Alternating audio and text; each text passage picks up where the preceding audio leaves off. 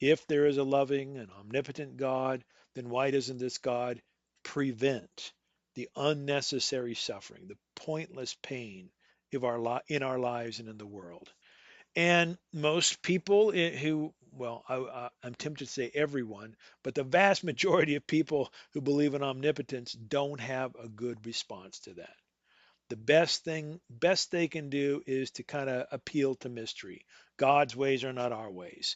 Who are we to know the infinite mind of God? That sort of thing.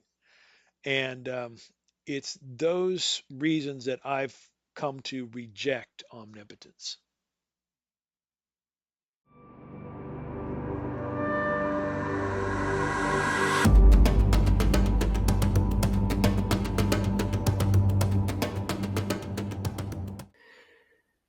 Hello, everyone, and welcome back to the Free Radical Podcast.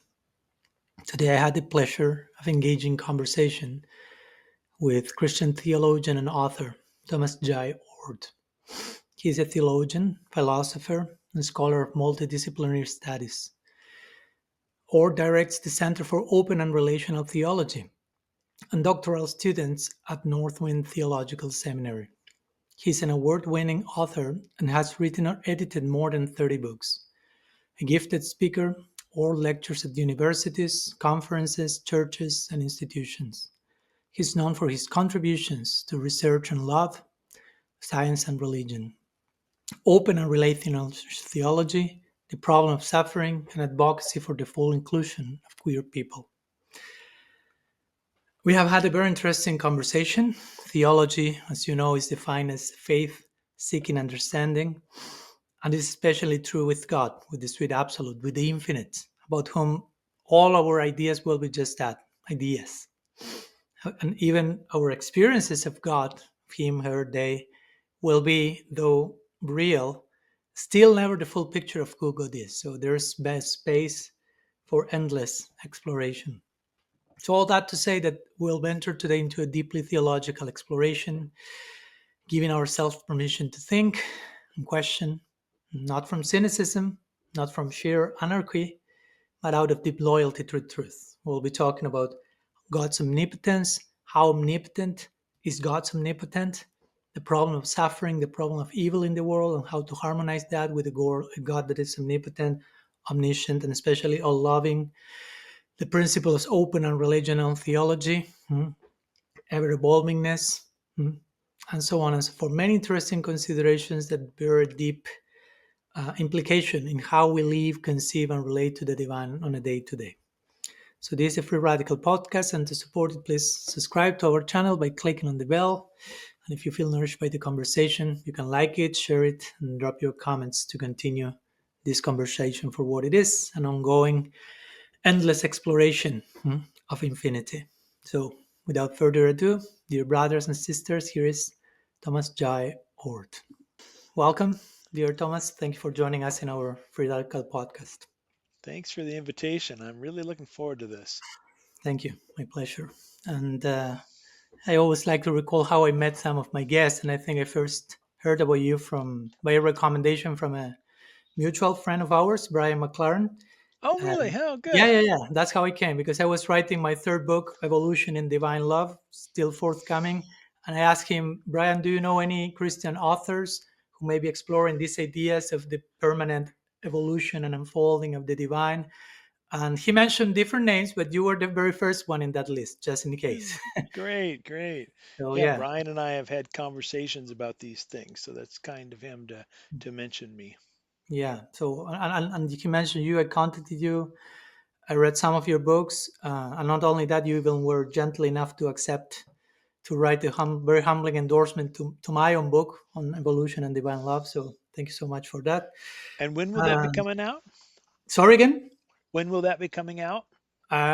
Approximately, I will say 2-3 months. So Okay, yeah, I'll let you know about it. Yeah, good. you will have your copy there. So yeah, and in connection to this topic, before we enter our main topic of indicated by your T-shirt of omnipotence, omnipotence, and so on, I would like to begin with what surrounds, in my opinion, this topic as well, which is relationship, relationality, and how I mean, you have founded the Center for Open and Relational Theology. So, how will you describe the heart of open and relational theology, not merely as a concept, also, but as a lived, let's say, spiritual experience? Mm, yeah. I think this way of thinking about the divine and life in general Mm, actually matches the way most of us live our lives. When I mhm, present and explain what open and relational theology is to an audience of people who've never really heard of it before, many people come up to me afterwards and they say, that's kind of what I've been thinking for a long time, but I didn't have the words to articulate it. mm, And so I think if you kind of stand back and you're not into the details of, you know, all these things that I care about, and you just ask the question, how does open and relational theology sit in the general landscape? It sits in those religious ways of thinking that match our intuitions and experience. mm, mm. Beautifully, beautiful put. Thank you. Hmm. Yeah, we don't have to forget our gut, right? Our gut feeling, even when approaching the divine. Yeah. Yeah. So, what kind of God is being revealed in this theology, according to you? Not just philosophically, but existentially. What kind of human being also does this vision invites us to become? Yeah. Well, I like to start by saying that Hmm. the open and relational tent is big and there's lots of variations and ideas under it, but Mm-hmm. they share in common a few key ideas and then they splinter into, the kinds of things that people who think carefully about these things want Yeah. to distinguish. And so, kind of the big ideas are the word relational Mm-hmm. stands for the idea that not only is God affecting us, influencing us, Mm-hmm. not we influence God. We make a difference to the divine life. And that, at least in Christian circles that I'm a part of, but in other religious traditions as well, Mm-hmm. that sounds like kind of ho hum to a lot of people. Like, yeah, I've heard that before. As a Christian might say, well, isn't that the God I find in the Bible? And I think that's true. It does generally represent the kind of interactive deity that one finds in most of the sacred scriptures. Mm-hmm. But as you know, it's not the vision of God held by people like Thomas Aquinas, Augustine, Maimonides, some of the Islamic thinkers, and John Calvin. Some of the most influential thinkers in Judaism, Christianity, and Islam have said that God is not affected by anything we do at any Mm. time. So, Impossibility, right? it's right, the impassible God. Yeah. Mm-hmm. So that's the relational side. The open side is a little more controversial. Mm-hmm. It says that Yeah, let's bring God it. is moving through time like we move through time. So instead of sort of standing above it all, seeing Mm-hmm. the beginning and the end all at once, this God is experiencing, evolving, to use your language, Mm-hmm. evolving with us. And that means that the future is open to this God. God doesn't know with absolute certainty what's going to happen. And that Mm-hmm. makes some people a little uncomfortable when they first Mm-hmm. hear it until they kind of tease out some of the implications. And then it becomes an exciting view of God. So, those are two of the big ideas that open and relational folks will want to embrace. Mm-hmm. So let's go for a minute to the notion of open, since you mentioned it last, and then I'll go to one of the Sure. implications of relational. So you are mentioning that part of the openness of this theology and of the divine is okay. The future remains genuinely open. No, that God knows. If I'm not mistaken, you correct me. No, God knows in His omniscience, if we want to use that term. God knows all that has been, all that is, and every real possibility of what might yet come to be. Right. Right. So Yep. the future is not like a finished story. It's like a living canvas, if we will put that way, and it's not a scripted movie from beginning to end, and it's shaped Right. moment by moment through the dialogue between our choices and God's guiding presence, right? It's a Yep. co-authorship, co-creation, right? That's perfect. Yep. Yeah, yeah. Because if not, at least I think what is love if not the willingness to dwell in a world that could still become anything, right? Ah, yes. There is endless potential. And again, for me, it's a liberating thought. But as you mentioned, it's unsettling for many, at least in the beginning. So, for a minute, if we can explore that for a moment more, what do you think this idea evokes some such strong reactions in negative terms, but also of hope for some, but also fear for some others? Yeah. Well, let me answer that by kind of by talking about what most people will say verbally as their objection, and then Okay. I want to identify what I think is deeper that's Okay. going on. Okay. So, verbally, what they'll say is, look, the God I believe in knows the beginning from the end. God has exhaustive foreknowledge, to use the technical language. God knows with absolute certainty. And that's just important for believing there is a God. This foreknowledge is kind of part of the deal. That's Mm, what they'll say. But I think more fundamentally, that view that God knows the future and the future is settled, it provides comfort and security to a lot of mhm, people.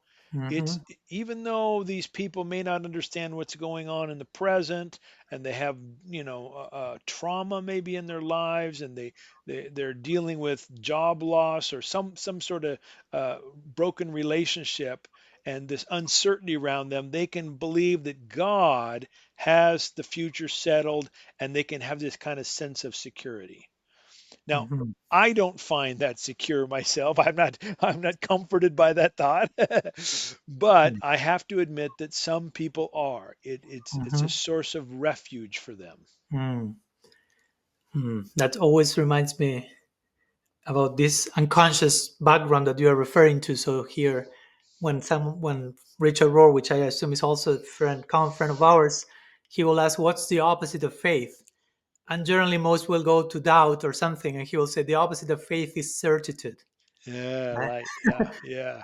And he will define faith as the willingness to coexist with mystery, basically. Yes, yeah, Right? And, yeah. and again, for me, this is all tied with this notion that you are mentioning about how an utterly a hyperbolic, omniscient God uh, suits our nervousness about the future and gives control and gives certainty. And I can relate and understand and empathize with that. But as you say, that at the end of the day creates probably more problems than the ones it solves, so to say. Yeah. At You know, least for the theologian that's probably most identified with the God who predestines the future is John Calvin, and Mhm. he would say this doctrine of predestination. His word was, it's a comforting doctrine. He found Mm, great comfort in this. Now, mm, I, on the other hand, mm. find it greatly uncomfortable, because I think to myself, well, if God has already predecided everything, Yeah. and what's happening in the world is what God either wills or allows to have happen, well, it's not a very good world. There's all kinds of major problems. And if this Mm, is the best God can do, then mm, I don't find comfort in that at all, especially mm, when I'm going through, suffering or harm, mm, or someone I love is going through that. I just say, this is not a good God who would cause or allow this. So for mm. me, it's not comforting to think that God either foreordains or foreknows the future. Yeah. And in some way, also, it will get in the way of us having free will, because if everything is predestined, what role do we have to play in all that, right? And I can see Right. also how all this ties with your notion of omnipotence that we will go in a minute, right? Yeah, yeah, yeah. Yeah. This is it. We can make better sense of our free choices if the future is open rather than settled. Now, Mm-hmm. what some people will say, who think God knows the future but doesn't predestine the future, they'll say, well, God's knowing what's going to be happen doesn't cause it to happen. Mm, Say, take an example. God's knowing who's going to be when the 2028 US presidential election doesn't cause that person to win the election. So mm-hmm. knowledge isn't causal. Mm, And what we say from an open and relational perspective, we say is, well, we're not saying God's not alleged foreknowledge would cause something to happen.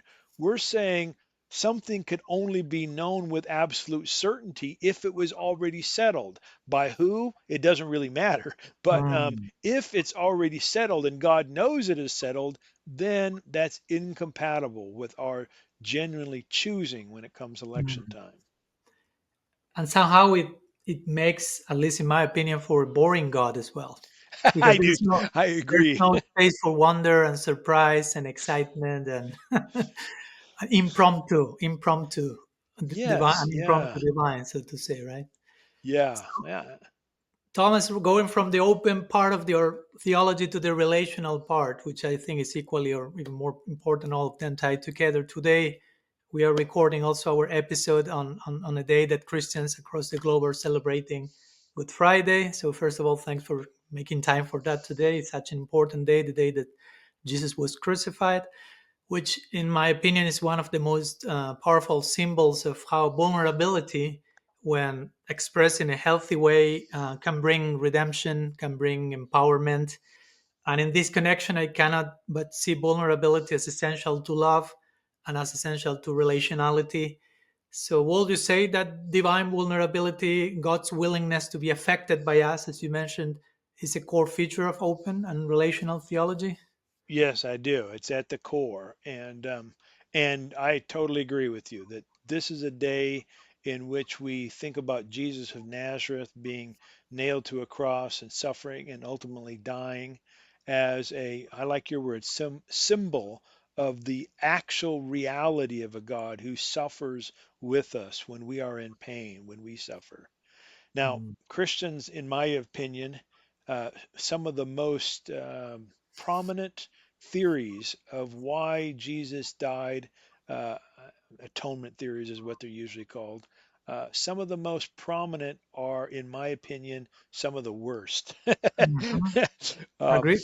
yeah, some of them say that somehow God has pre-orchestrated this death from all eternity to satisfy the wrath of a God who wants to punish sinners.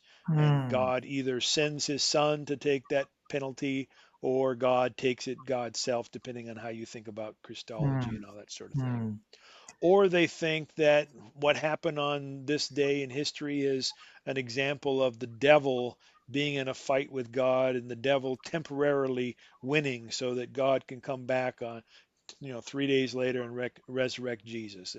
And mhm, these kinds of atonement theories, in my view, don't portray God as essentially loving. They mm, portray a God who has to have a pound of flesh if you somehow dishonor him. mhm, And the God I believe in is fundamentally forgiving and doesn't require a pound of flesh, doesn't require punishment, a retribution, or some penalty to be mm, paid. mm, And so, unfortunately, the combination of believing God is outside of time, knows the mhm, future, has predestined everything, all those things have come to shape the way many Christians have thought about what happens today on Easter Friday, or Good Friday, I should say, as somehow orchestrated and pre planned by God for some end. And I'm mm. not in that camp at all. Yeah, I'm not either. Yeah, Yeah.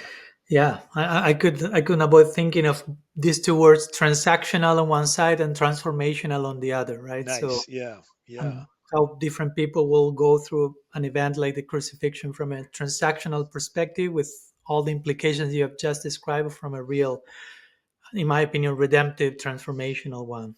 Yeah. I like that. One more question in connection to open and relational theology, and then we dive more specifically into the topic of omnipotence and omnipotence. You just briefly mentioned that part of open and relational theology is also this notion of God as ever evolving in my own terms. In our own tradition, my tradition called Gaudiya Vaishnavism, we will say, even to the point that God is so infinite that in one sense he cannot fully know himself. He cannot reach the end of his own glories because Mm, his glories have no end. So you can never fully know something which has no end.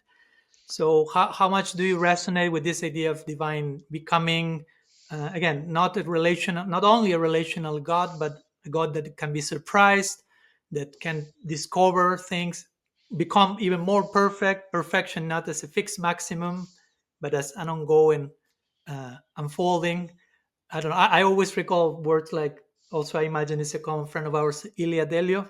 Yes. And she will mention very beautifully that God is more interested in adventure and not in keeping the status quo. Yes. Right? Yes. And she will have these beautiful terms like the not yet God to speak about Uh-huh. the permanent unfolding. So if you have any thoughts on this idea of God as an ever evolving reality. Yeah, I agree with everything you just said. One of the things I like to propose, however, Hmm. is a notion that we can think of two dimensions of God. One is God's experience, which I think is ever evolving, always growing, Yeah. learning, all Yeah. the kinds of things that you've mentioned, an adventure. And then what I like to call God's essence or nature.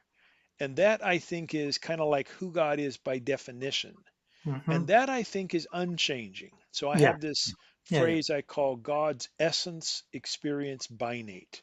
The essence of God is immutable, unaffected, but God's experience changes moment by moment in giving and receiving relationships of love. And Yeah. so that helps me, I think, avoid some of the criticisms people have when they first hear that the God I believe in is evolving. They'll say, Mm. oh, okay, so you can't trust that God is going to be loving tomorrow because he might break bad or something like Yeah. that. Well, And he I was can not say, perfect enough to begin with, and he had yes, to evolve. Yeah. yep, yep. And so I can say, no, God by nature is perfectly loving in the sense that God will always love everlastingly.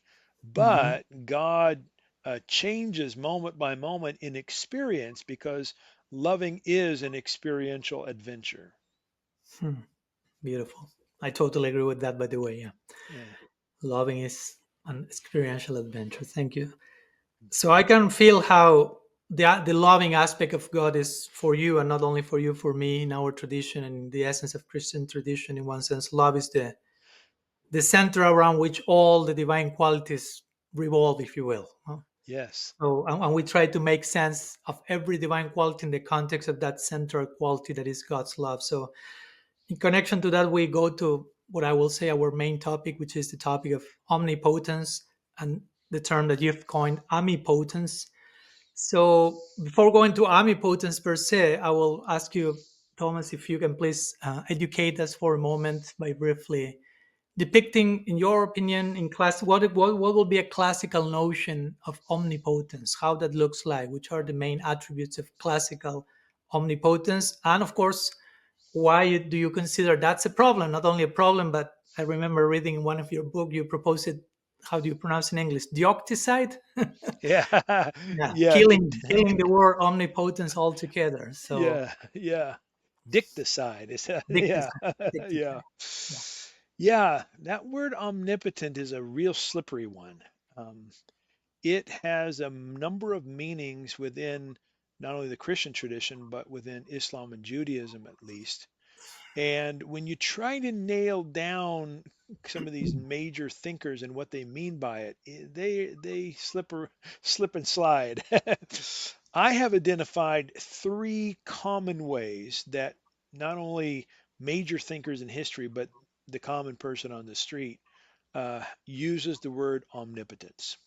Hmm. The first one is the idea that God controls absolutely everything. So they take the word omni and potence and just say God has all the power and does everything. And you can some of what John Calvin says sounds like this view.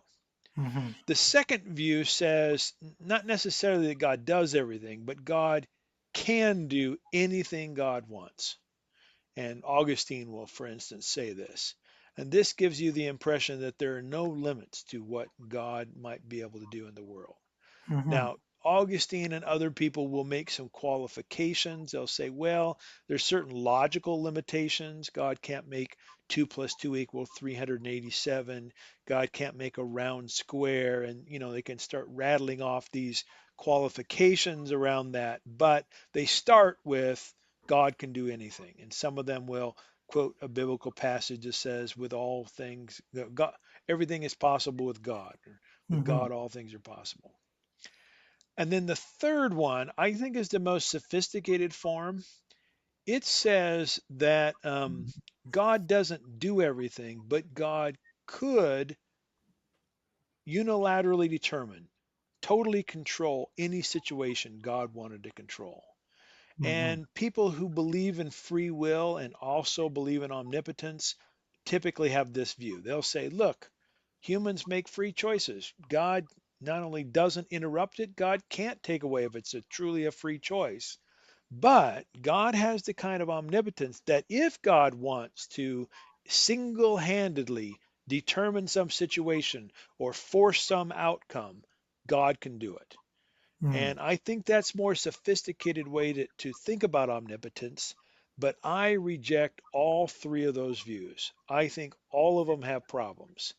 And the most common objection is also the main reason most atheists and agnostics, when they're asked, say they can't believe in God, and that's the problem of evil.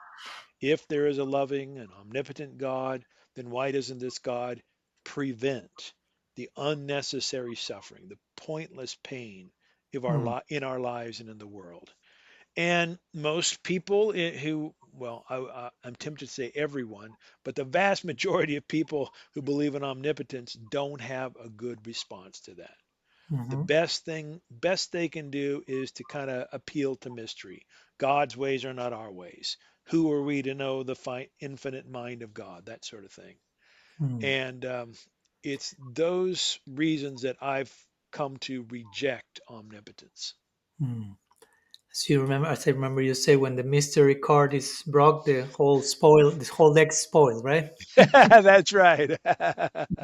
Yeah, they play the mystery card a lot. Yeah, and it's tricky because okay, we want to coexist with mystery as we were talking before. We don't want full certitude, and faith is not synonymous with certainty, but also we can overindulge in mystery as some form of spiritual bypassing, Yeah, right? you know what? I mean, you think about mystery more than I do. Is it okay if I I'm not try so on sure, some? but let's see. What's that? I'm not so sure if I think about more about mystery than you, but let's Okay. just try. Let's Well, see. I would say from what I've read of you, you use the word more than I do. Okay. Um, I'm writing a systematic theology, and I'm in a section in which I'm talking about mystery, and I'd like to Mm, try on my ideas to you, and you okay. come back with me and give me some help me out. Give me. So I'm Let's enter the saying, laboratory. I'm the yeah, there you yep. go. So I'm making the argument there are two unhelpful appeals to mystery and three helpful appeals. Mm, So, unhelpful appeal number one. mm, This is the idea, usually found in more conservative theologians, that they have some set of ideas that they can be confident in, certain in, probably. And those ideas will usually, they'll say, arise from an inerrant sacred text or an inerrant, infallible pope, or, the tradition has crystallized these things and they know them with certainty. And they will play the mystery card when you bring up some issue that doesn't fit that particular view. And the problem mhm, of evil is one of the best ones. The people who have that kind of classic view of God derived, they think, from scripture or the tradition. You ask them about evil, they'll say, I don't know, mystery, God's ways are not mhm. what. I think that's unhelpful. All right, second unhelpful appeal to mystery. I check that box just in case. I'm with you Okay. on The second one I hear more in liberal circles. that. Okay. And this is the idea that God is beyond all our language, all our words. God is beyond all attributes, even. And the mystery card gets played here usually by people who grew up in a tradition was overly confident they knew things about God. And when they ran into problems, conceptual problems or existential problems, the mystery card was played. And these people say, well, if you're going to play the mystery card there, let's just have a mysterious God altogether. So I Mm-hmm. call this sometimes absolute mystery. Mm, And I'm against that because I think we need to say some constructive or positive things about God, including God as a God of love. And you can't really say that if you have the absolute mystery of mhm, God, which I sometimes hear more progressive Christians will mm, appeal to. So those Yeah, are the two unhelpful yeah. ones. And so far, I'm with you in both of them, and I I see figured you would those be. two like a jumping from one spectrum to the Yeah, other. And my point is, even, and I agree with you, and we can say so many things about God positively, but even whatever we can say positively, there's always room for mystery, in the sense that I can say, I don't know, God is love, but how much God is love, that's in one sense a mystery, because it's never ending, ever evolving. So I like to like always include some dose of mystery even in my certitude or my positive statements about God. No? So I don't make him an absolute mystery, but there is some aroma of mystery still present in, even when I present anything with certainty. I just want to mention it. that is perfect because that's setting me up for the three positive uses. So I don't positive. know them, just in case. We have not rehearsed this with Tom No, before. we haven't rehearsed. Yeah. So the first positive appeal to mystery is admitting that our language can't capture the full truth of God. The second one is says that not only our language can't capture the full truth of God, our minds and our experiences also can't capture the full truth of God. And then thirdly, it's appropriate to appeal to mystery to say, I'm not even certain there is a God. I think there's Hmm. good evidence for it, but I don't Hmm. have absolute certainty even on that issue. Hmm. And I think it's appropriate to appeal to mystery in all three of those ways. Hmm. And I tried to emphasize that word full in there. So I'll say I can't fully know God. I can't fully comprehend God. I can't my Hmm. language doesn't capture God fully, so that I leave room for the possibility that my experiences, my thoughts and my language might say something true about the divine. What do you think about that? I will summarize in one word, which is amen. I love it. All right, so it's got your approval. I can go to the next chapter. Two expressions came to my mind when you were mentioning these last three. One of them is what I like to refer to as epistemic modesty. Yeah. Like this brings this sense of humility and humbleness in, okay, I have words, I have thoughts, I have experiences of the divine, if I will call God, or something bigger than me, but at the same time, I humble myself, my words, my thoughts, my experiences, by invoking these three forms of healthy mystery. And another expression that I like to use many times is, sometimes I dare to describe myself as a theistic agnostic. A In the sense, theistic agnostics. yeah, in the sense that, okay, I have I cannot deny that I had an experience of the divine. It's too undeniable to deny, but agnostic in the sense that I don't know how much more there is. I cannot with full certainty establish myself, this is it, put it in a box, label it, like merchandise it or anything. So there's an element of agnosticism in the I don't know, but also there's the theistic element of I know, I experienced something, I cannot deny that. Too big, too deep to deny, but also too deep and broad to comprehend. So the I don't know comes there as some healthy uncertainty to humble and make Mm, my experience more sober, I will say, and more realistic. yeah. Because at I the end of like the that. day, we are dealing with the infinite. So one of Yeah. my teachers will say, the more you approach the infinite, the more you realize there is no limit to progress. So I you become love it. overwhelmed. I mean, there's so Yeah. much to know, to experience, so you can never like put your finger or colonize the eternity, so to say, right? Yeah, I really like the epistemic humility. That's something that I would affirm too. The Mm, second one, though, I want to respond not in objection, but kind of to tease out some things I've been thinking about. yeah. I have agnostic friends who will say, look, I can't be a believer. I mean, I have my doubts. I don't know for sure God exists. And I Hmm. think to myself, well, that's my position. Like, I'm not sure God exists. I have doubts. I'm not certain. And Mm, so I think, now, so what's the difference between an agnostic saying that and someone like me who, would call myself a believer, a theist, or, hmm. panentheist, whatever. And I wonder if the difference is that even though I admit I can't know with certainty, I'm bold enough to take a risk to propose that there might be a God who is like Mm. X, Y, and Z. Do Hmm. you think that's the difference between someone like me who's not certain and an agnostic who's not certain? I would say, but also I'm thinking, I'm sure you've had your undeniable personal experiences with God. Yeah.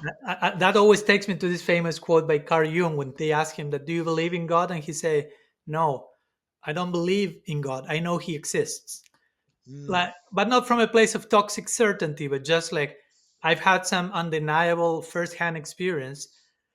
Maybe some call it God, some call it somewhere something else, and maybe the agnostic, your friend agnostic, had an experience of God, but doesn't feel comfortable to call it an experience of God, and maybe he conceives yeah. that in terms of nature, the universe, or whatever. But and you are talking about God, and both are talking about the same thing with different names. In some cases, Yeah. in some cases. Could be.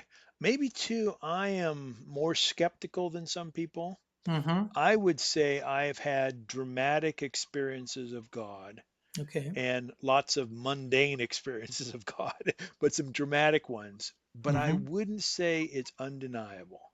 I'd say Hmm. I could even deny those.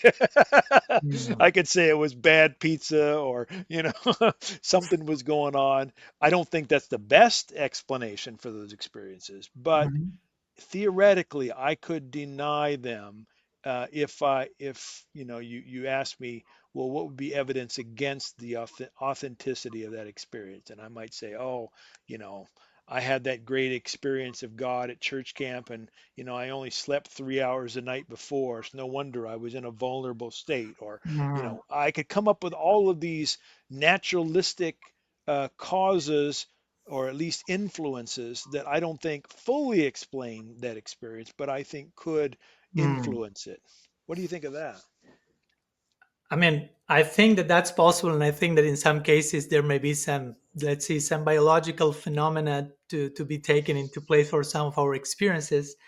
But also, of course, I acknowledge there is some risky line there because at the end of the day, we can invoke those considerations to a degree that we can doubt about everything, always, forever, right? Yes. So that can And really get in the way of an actual experience of God that, in my opinion, in one sense should be beyond our capacity to speak and think, and it's in that sense I'm referring to undeniable. It's something to speaks way beyond our faculties and becomes like undeniable in that sense. uh, yeah. I All right. personally Well, have some of those experiences, not by my own merit but just by grace. So I cannot, even if I, in my case, it's my case, maybe I'm not, I have to train my yeah. skepticism a little bit more. I I don't want to be sentimental. I want to Yeah. use my head in the service of my heart. But even if I bring all my doubting capacities and try to apply them to some of those moments, I think still the scale will go in the direction of that undeniable. I will call it self-effulgent uh, Yeah. experience. Okay. Let me come at it a different way as a transition into omnipotence. Yes. So,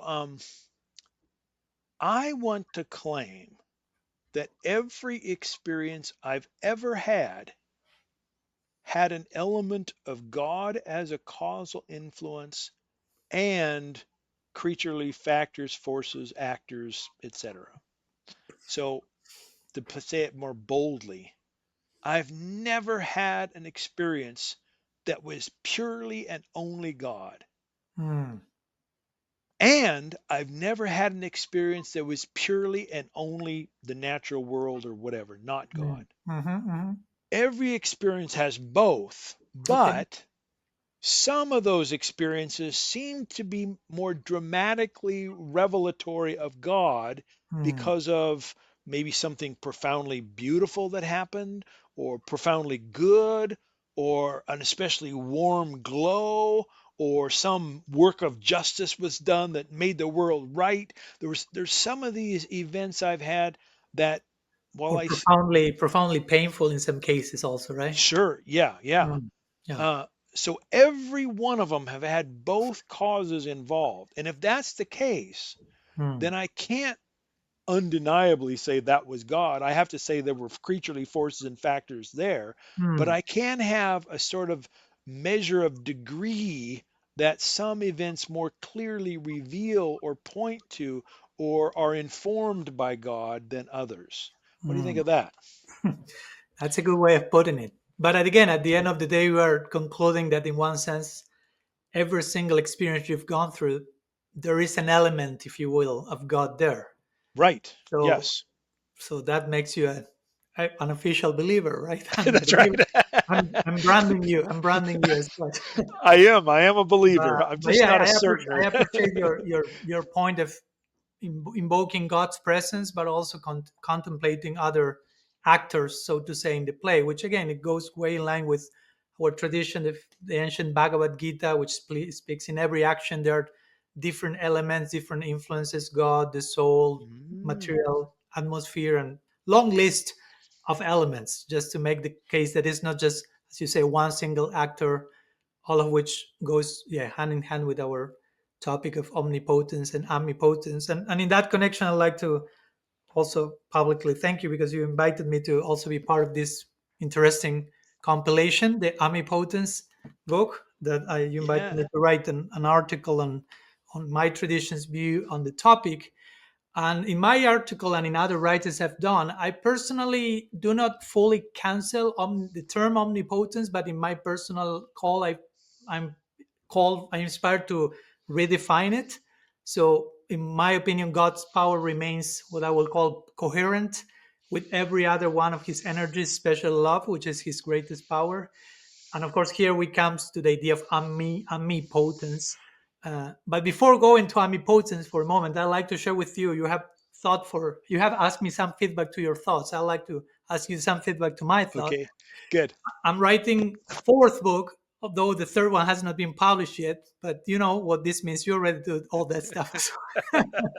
So I'm Yep. writing a fourth book on God's unconditional love Nice. and how we are being loved by God, and how on that basis we can love ourselves, and how on that basis we can love Him back, God back, and so on and so forth. So, and I dedicate uh, one chapter of the book to theodicy, to the problem Uh, of evil in connection to suffering, and very much tied with these ideas of omnipotence. Is the longest chapter of my book, and I made my main premise in a few steps, which are the following, and I'd like to hear your thoughts. First one, of course, is that God cannot cease to be God, because that will contradict His eternal, essential, changeless nature, as you mentioned. Then, since God is love, He cannot cease to be love either, right? Because love is not just of God's one of God's qualities, but it's the very core of who He is, or she is, God is again. And love by nature is not coercive, right? It cannot be forced. Now, real love always grants the freedom to choose, and if it's imposed, it ceases to be loved and becomes control. So therefore, God cannot override human freedom without negating love itself. And if God were to negate love, He will cease to be God because He's love, and that's an ontological impossibility, right? And for this reason, again, in my opinion, divine omnipotence must be redefined, not as the power of control, but as the supreme force, of love, what you call uncontrolling love. And we will go yes. there in a minute. So for me, true omnipotence, if I use the term omnipotence, is not the capacity to do just anything, as you also mentioned, but as I like to put it, the unwavering commitment to remain love in all circumstances, right? So do I have your seal of approval? I, What do you think? I like all the steps. It Hmm. sounds like the difference between you and me is a matter of linguistic strategy. That's a good way to Um, put it. yeah, I think your strategy is to retain a word that's been so important for so many theists over the years and redefine it in a way that overcomes the problems associated with it. Hmm. My strategy is to say, I'd rather find a new word and let the old word have the bad connotations that so many people have with it. Yeah. My approach is an uphill battle in one sense because I'm fighting against a strong tradition of using that word, omnipotence. I can Your imagine. strategy is an uphill battle because you're fighting against the tradition's meanings of those words. So we're Mm, both fighting. We're yeah, both fighting yeah, against yeah. tradition. I'm Um, not I'm not saving from any battle by adopting my particular strategy. yeah, yeah. So yeah, I like the substance of the argument. I Hmm. just prefer a different word. Yeah, yeah, Yeah. yeah, perfect. And in this context, before we go to omnipotence itself, some theologians, as you are well familiar with, bring the idea of divine restraint, right? That God self limits or chooses not to intervene in certain situations in order to keep free will meaningful. But you and I are not so fond of that theory, if I'm not mistaken, right? So if you can You're explain correct. your main arguments to that particular Yeah, theory. this notion of voluntary divine self-limitation is has been proposed by some really important thinkers. Jürgen Moltmann's a good example. I mean, Mm-hmm. he's one of the most influential. And his view is that God withdraws voluntarily. Uh, and that gives the impression that God could remain and control particular situations, but God is freely chosen not to. Mm-hmm. And I see the problem, there's lots of problems, but especially when it comes to the problem of evil, this means that God could be stopping some horrific tragedy, the Holocaust, the pandemic, your cousin's rape or whatever. Mm, God could do that single handedly, but is freely chosen to be self limited and then allow those things to happen. mm, And I don't think genuine love allows evil that could be prevented. So mm. that's my problem with that voluntary restraint view. Yeah, thank you. So going to omnipotence. I showed the term for those who never heard it. Yeah, Omnipotence. So in your work, you propose this term, omnipotence, and in your T-shirt as well, in that's replacement right. to the idea of omnipotence. So, and you define it, and you correct me if I'm wrong, like omnipotence, like the power of love, of the power of, in your words, of uncontrolling love. So I've been wondering which was the theological or existential moment that led you to coin that word. Well, I think the moment that led was I was having an email exchange with a fellow scholar named R.T. Mullins, Ryan Mullins. Okay. And Ryan takes the same strategy you take. He Okay. wants to keep omnipotence but redefine the word. And as we were debating and talking, I just thought, the hill is just so steep. I don't know that uh, I I would put it this way, and boy, this I don't want this to come across as a criticism, but I can see how you might take it this way. But Let's see. I'll just And just I clarify, my particular tradition, probably the term omnipotence is not as loaded with certain meanings as in the Abrahamic traditions, and I can true. from that place understand why you feel the need to dethrone the term from beginning to end. So Yeah, just yeah. that mention also, yeah. I think one of the things that pushes me to look for a new word instead of redefining the old one Hmm. is the hundreds, probably thousands of personal notes and letters I get from people who have suffered tragedy, trauma, abuse, and have been told an omnipotent God allowed that thing or Hmm. caused it as punishment or something like that. And I think the force of those stories has led me to think um, I just can't keep using that word, even if I were to redefine it in ways that would, along the lines you were going at. Hmm. I can't write back to those people and say, Hmm. okay, but think about omnipotence this way. Mhm. I want to write back to him and say, yeah, that word has had those meanings, Mhm. and let's find a better way to think about God's power. Which you and I are both on the same page there. It's just the language that is where we differ. So Mm. it's been those kinds of experiences with hurting people that have prompted me to Mm. go that direction. Okay, thank you.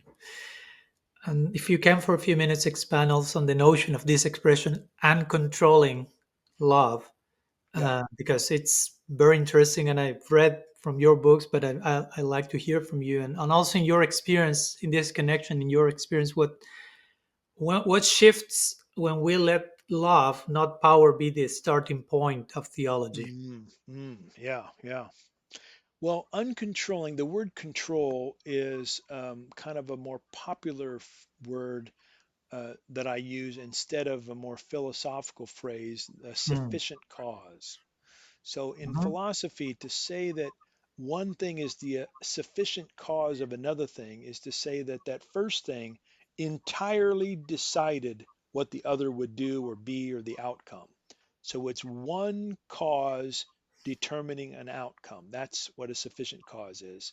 So when I say God's love is uncontrolling, I'm saying God is never the only cause of some outcome. There's always other factors, forces, and actors, whether they're free actors like humans and other complex creatures, or Mhm. just less complex agents with spontaneity and some sort of self causation. God is never the only cause for some outcome. That's what it means to be uncontrolling. Mm. And usually, as people think about this, the first objection they have is they start thinking of examples in which it would be loving to, let's say, rescue a 3-year-old who's about ready to walk into traffic. So they'll say to me, well, if love is uncontrolling, then if my 3-year-old's about ready to walk in front of a big truck, isn't it loving for me to control my 3-year-old by grabbing her and putting her on the sidewalk? Mm. And what they have in mind there is control as having the ability to take your arms, grab somebody else's body, and against that other person's will, move their body somewhere else. And so that then leads me to make another important move. And I don't know how your tradition goes with this, so I'm curious. Let's see. Um, it It feels says we're this. we're in a chess play now with the different moves that we're going here. That's right. That's right. Um, in much of Christianity, there's been a claim that God is incorporeal, God is bodiless, Mm-hmm. or I like to put it more positively, God is a universal spirit without physical hands, feet, fin, teeth, Mm. whatever. Mm. And therefore, while you and I may sometimes be in the right place at the right time to use our bodies to constrain 3-year-olds from walking into traffic, Mm. God doesn't have those kind of hands to do that. And so that's another part of the equation for talking about God's love as uncontrolling. What Mm. do you think of that one? Well, I wrote about that in my article to this book Yeah. actually. That was one of my main differences from our tradition Okay. to your Yeah. opinion. That basically, I read some few lines. He says, ah, okay. So here, Vaishnavism, my tradition, depart from Oord's idea that God is a universal but invisible spirit without the localized body. Instead, Vaishnav thought embraces God as both immanent and transcendent, endowed with a spiritual form, visible only to those who are tinged with the ointment of love, and so on and so forth. So, in our tradition, we don't consider God as devoid of a body, but we will speak about Him having what we'll call a spiritual body, not Okay. necessarily a body made of matter, but a body made of condensed consciousness, as it is described in Scripture. Okay. So yeah, that may be a point of divergence in our thought and our thinking in this So, connection. in your tradition, would this being with a body be omnipresent or only able to be at one place at one time? Omnipresent. Okay, how does that work? That's a good question. That goes. Sorry if I invoke the mystery card at this point. It's time. Okay. It's time. I never used it so far. I have one used per podcast. This is my moment. I love it. I love it. Oh, I love it. Oh, Yeah. that's good. Yeah, I can see the attraction of that view Hmm. because, in part, because some people have testimonies of having encounters with God who seems to have a particular spiritual form. Mm-hmm. And that tradition would better account for those testimonials. Hmm. The downside, as I imply in my question, is it's hard to imagine how that being could also be all places at all times. But um, yeah. Yeah, we need a separate podcast to explore that avenue, probably in the future. But a good topic. Yeah. To enter the final section of our conversation, but in connection to omnipotence, for a moment, I'd like to touch about the topic of related to that topic of suffering. Uh, and I like to think how God participates in our life again, not by scripting them, but by staying with us in our becoming, in our constant unfolding. And if God's power is not shown in preventing all pain, my question to you will be that then how does it show up inside the wound, inside the suffering? You know, Yeah. how does an omnipotent God, omnipresent omnipotent God, becomes manifest in the midst of life's tragedy and suffering? Uh, in a number of ways, but the most profound is the Hmm. way in which our suffering has a real effect upon God. Hmm. If God is present to us at all times and all places, and when we suffer, if our emotional register has a real effect upon the God who's present with us and relational, to go back to that word, Hmm. then God really does feel our pain. Maybe not in the exact moment, but immediately after we feel the pain, there's a emotional resonance that then goes on. You know, we sometimes feel it amongst ourselves when we're in close relationships, but this God is present to all. And so God actually feels all our pain in response to the suffering we go through. And this is a source of strength in a way that some people don't quite recognize because they start with this assumption that a being who was totally impervious and unaffected would be the most powerful because you wouldn't want that this being to show any kind of weakness. But what we find is that those of us who suffer, we want someone else to empathize with us. We Hmm. want to feel like we're not alone. And so this relational suffering God does that even better than any person, any best friend we have, because this God can feel all our pain. Hmm. Now, some people will claim that um, that God created the world out of nothing, and in each moment chooses to suffer with us when God could decide not to suffer. So this is a kind of, we talked about voluntary self-limitation earlier. Hmm. This is voluntary divine suffering. Hmm. And some people will go this route and then not say what you and I said, that God doesn't have the power to prevent the suffering. They'll say, well, the real answer to the problem of evil is that God suffers with us. And I don't think that's enough. I think we ought to say God by nature, by necessity, Hmm. is one who suffers alongside us and every other creature. And this God couldn't have single handedly stopped that suffering. Because if God could have stopped it and chose to suffer with us instead, that seems kind of like a masochist kind of God, and I don't find that attractive at all. Hmm. Hmm. What do you think of that? No, that's great. Thank you. And I was thinking also about this point of the connection between God's empathy and compassion. Again, compassion, suffering with, Yes. or mercy in Latin will be misericordia, like in Hmm. Spanish, which is to be cordial to someone else's misery, right? So it's basically Yeah. the same meaning. And and I'm thinking something that I'm writing in my fourth book on unconditional love, the idea that if God were not, if God were truly incapable of empathizing with our pain, this will not make him more of a divine being, but less, as you are mentioning. Although for I some it agree. means the more impossible, the more powerful, but in one sense we are diminishing his qualities. And I remember I include a simple analogy, which is like a person is reading a poem aloud in English, and in the same room we find, I don't know, a glass of water, an insect, a dog, a non English speaker, an English speaker insensitive to poetry, and an English speaker that is deeply moved to poetry. So if you ask, okay, who among them best understand the poem, each level of being will register reality in a different level. Of course, the water will be, if we want to use the word impossible in this case, on some level, the insect will register some sound. The dog may perceive tone and emotion. The non-English speaker will appreciate the verbal music, but not the meaning of the poem. The insensitive English speaker will grasp the words, but will not be moved. And finally, the sensitive English speaker is attuned to poetry, undergoes a very deep transformative experience. So for me, the conclusion in this case is obvious: like the greater the receptivity, the greater the being. Right? I love it. That's a beautiful, beautiful, beautiful Okay. illustration.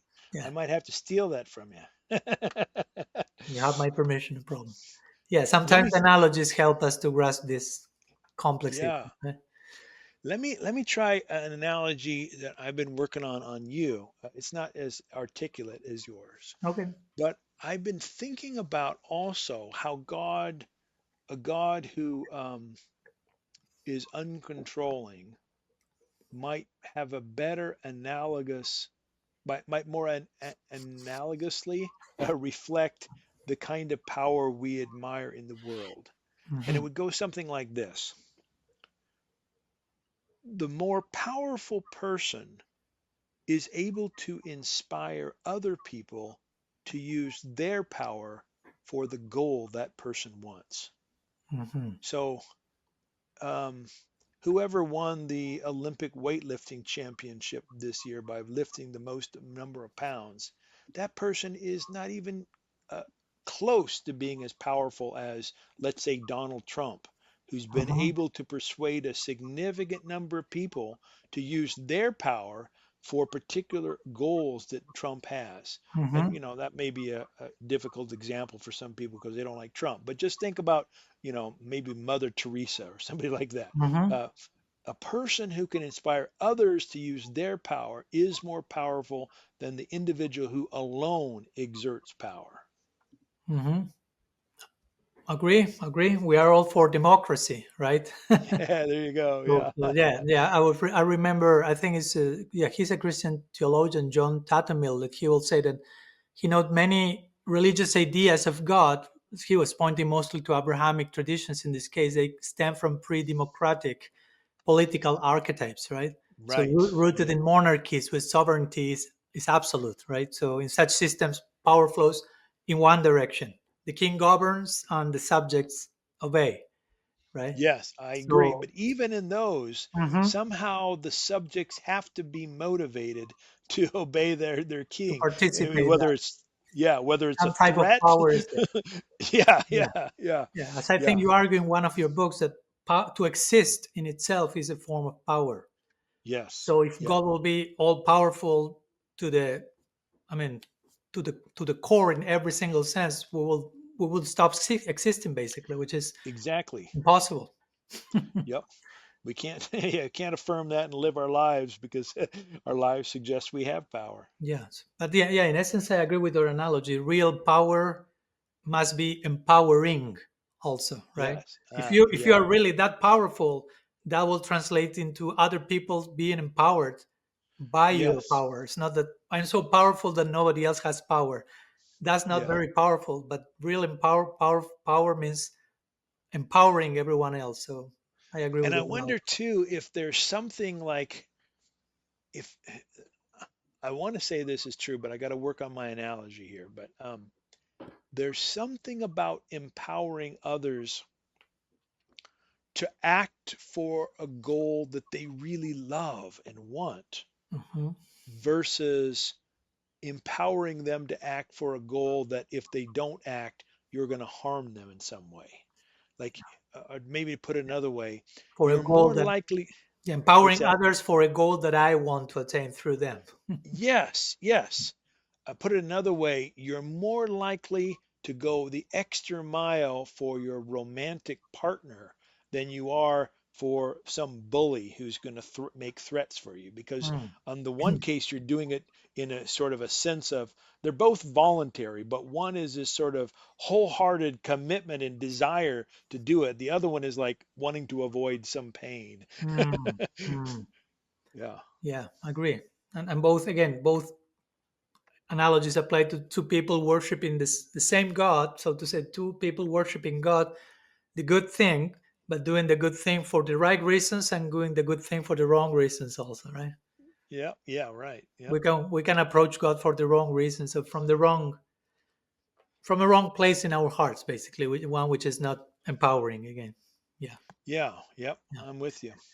Thomas, as we wrap up, uh, as I like to ask some of my guests, beyond God as a concept and all the things we could say about Him, here is a question I would like to ask you before we conclude, which is, who is God for you today? Not only Mm. today because of the Good Friday, but today in this day of your journey and your life. Who is God for you today? If you could share a few words. Yeah. I think maybe I'll respond to that by talking about what I like to call the three archetypes of love. Okay. Today, God is for me one who looks at me and sees something intrinsically valuable, sees things about me that God admires, likes, and appreciates.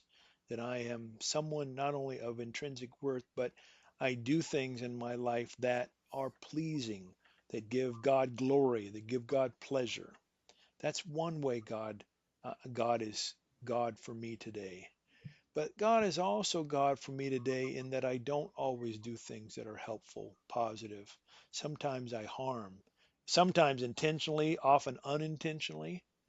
And God for me today is one who loves me in spite of the things that I do that harm me and others. And probably God for me today in the most, um, the deepest sense at this particular moment Mm. is a companion, a friend, the I like to call it the alongside of love.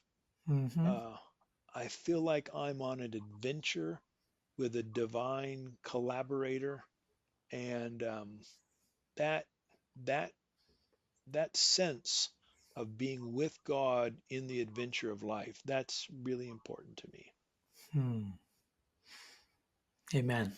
Thanks so much. Uh, Thanks so much, dear Thomas, for accepting the invitation and blessing oh, us with thanks your for thinking yeah, and making me participant of your thinking process. It's very exciting adventure. Looking forward to the upcoming chapters of that. I'm very always happy to be part of this beautiful adventure of trying to, yeah, to know, understand, serve, and love God, and allow ourselves to recognize our belovedness, as you beautifully put it at the end, and how the ultimate friend is embracing us unconditionally.